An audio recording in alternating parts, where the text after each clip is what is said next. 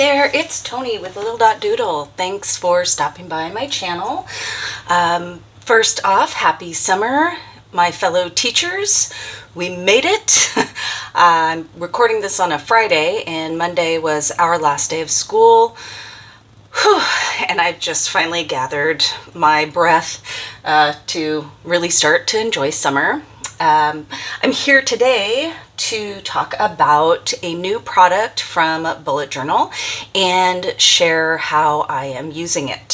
So here is the Pocket Bullet Journal, and I ordered these directly from the Bullet Journal website.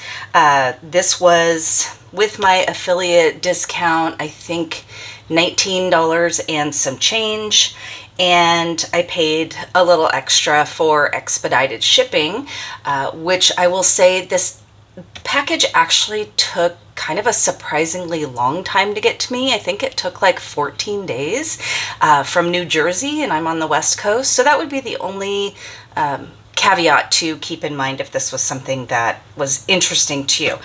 So the package comes with actually 3 little pocket journals, and I immediately gave one to my husband, and so I've got 2. I've set one up already. I'm not sure how I'm going to use the blank one, but I thought I would just share a little bit about how the blank one is set up, and then I'll show you what my first journal setup is. So on the inside, it's just got the Leuchtturm Bullet Journal collaboration, the what and why Venn diagram, and instead of this journal being set up, in a typical way, it's set up more like a vertical way to journal. This first page written by, your name or whatever, and then the very first page is intention. So, putting down maybe what this journal is going to be used for, what your intentions are for this project. The next page is an index, and this is considered one page. So it's not page 1, page 2, it's one full page. So that being said, there are only 46 pages in this little journal. So I wouldn't pick this to do something really in depth or that I was going to be working on for quite some time, because it only has 46 pages. You can see the dots, they have little pluses and little clusters where it's closer together, and I think that might help you, if you were going to do, I don't know, certain count-offs or certain boxes. I'm not sure that I'll use that, but it is just there to note. The last handful of pages are perforated, which is pretty typical of the Leuchtturm. I didn't count exactly how many you've got that are perforated back there. So this is page 40, and it's still perforated. So maybe starting with, let's see. Yeah, it looks like starting with page 39. So you've got 6 or 7 pages that are perforated. And then finally, they include this little sticker sheet that has the months, and then it's got 1 through 12, and then it's got some other little tabs and some lightning bolts and circles. So that is just the basic. Oh, and then there's a little pocket in the very back. So that's just the basic of the pocket journal. I decided that I'm going to use mine for writing projects, and I've got some writing stuff I'm working on right now. This is going to be kind of a combination of a brainstorming slash like reference. So I'll just go through quickly. Just with my intention page, I just write a bunch of times, because that really is my intention, one of my main intentions this summer while I am off. I'm using the index here. I've numbered it 1 through 46 and gave myself just a little space, and started indexing in the past, I haven't used in the index in my bullet journal, but in my current one, I found myself doing a lot of flipping back and forth, and so I indexed it, and I'm finding that to be pretty helpful. So I thought I would do that here, since this is going to be somewhat of a reference notebook. I had this blank page here at the bottom of page 1, and so I just put a little quote and a couple of stickers on here.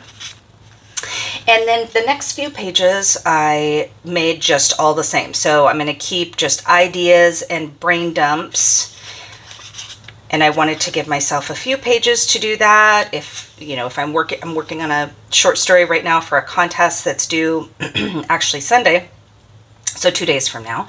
But the next contest that I enter, normally I do brainstorming in my actual bullet journal. This will give me some space to do it in my writing journal. I gave myself a page for a specific project. So if I'm working on a specific project, I will write the project there and then maybe do some planning, mind map, whatever this turns out to be. I'm not going to plan the planning page. I'm just going to leave it available to the need of that writing project.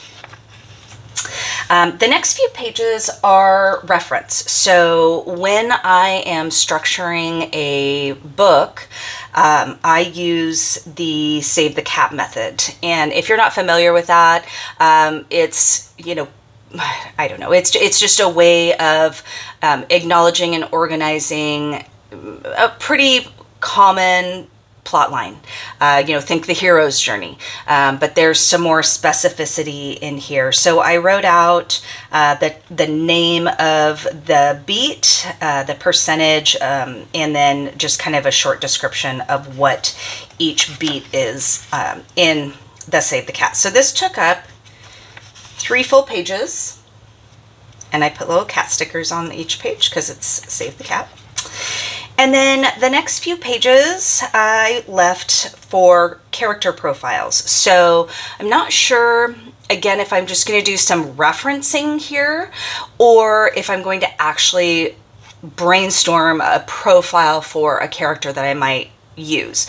I might do some generic character profiles that I could use in the future, or if I get started on a new project, I might use these pages to actually kind of flesh out some characters. So I gave myself quite a few spaces for that. This next page I just left for setting. Again, kind of the same with character. This might just be some reference points, things that I want to remember about setting, or check, hey, I need to make sure I have this, that for my setting in a project, or I may actually work out a specific setting for a project. We'll see. The next page, I just wanted a space for names. I came across a fun name not too long ago, and I was like, oh, that would be a great character name. And my husband was like, put that in your writing notebook. And I was like, that's such a smart idea. So this will just be a collection of names that I come across or think of. I have got some absolutely fantastic names in my ancestry, and I'm not big into that. I haven't, did the ancestry thing, and I have the little tree, but everybody else in my family has done the work. But I can go back and look at some of my, great aunts and uncles, and they've just got fantastic names. So I'll probably start to just brainstorm some of those. And then the last page that I have, and again, this is still a work in progress, so I'm adding to it, is ideas for twists. So my favorite genre, both to read and to write, thrillers, cozy mysteries, horror, that kind of genre. And so when I'm writing, sometimes I'll struggle to think, okay, how can I make this a twist? And so I wanted to just give myself a space to do some brainstorming for possible twists when, maybe inspiration comes to me and I'm not in the middle of a project or I'm not sitting down writing. So that is what I have set up for this pocket journal as of right now, and I'm going to add to it and then just really start to use it for my projects. So again, these are on the Bullet Journal website, bulletjournal.com, and I think $19.99, $20, somewhere around there, for 3 little notebooks, 46 pages, 80 GSM paper. I did notice a little bit of ghosting, maybe more so than my normal bullet journal, but I really don't mind that. So anyway, if you have any questions, feel free to put them in the comments, and I will hopefully be back soon with my July bullet journal setup. I hope you have a great rest of your day. Thanks for stopping by.